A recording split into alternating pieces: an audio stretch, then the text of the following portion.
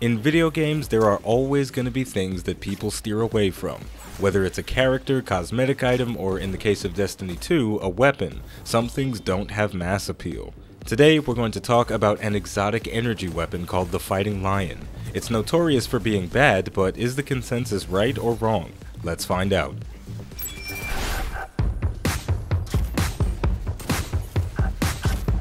The Fighting Lion is the best gun in Destiny 2.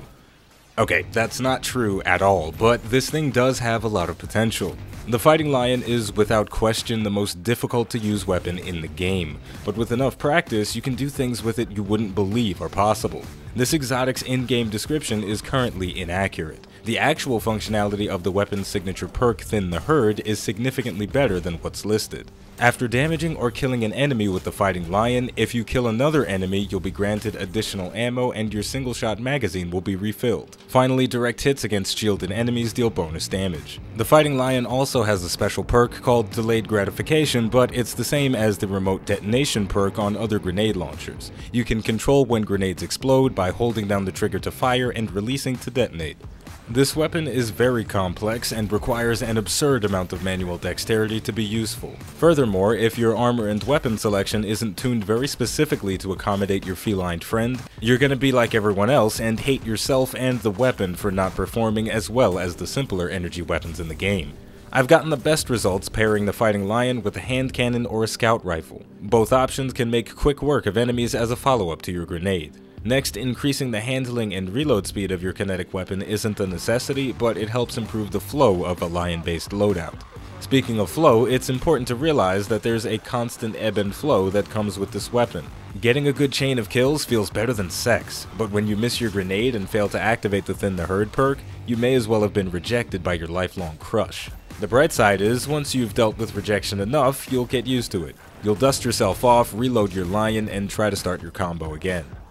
Overall, the Fighting Lion is not a weapon for the faint of heart, but don't mistake its difficulty for weakness. A well-tuned loadout can outperform Guardians using more meta-focused compositions, especially against the right enemy types. The Vex, Fallen, and Cabal crumble when getting shot with your Lion's explosive hairballs, but I find the Hive a bit obnoxious.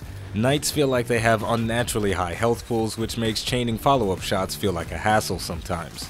On that same note, you can't make use of the Thin the Herd perk against bosses unless they're summoning adds. But at the end of the day, the Fighting Lion is still a grenade launcher. With a rally barricade, you can pump out nice damage if you're willing to dump your entire magazine. The Crucible is the worst place for this weapon, but it's got the additional effect of demoralizing anyone that gets killed by it.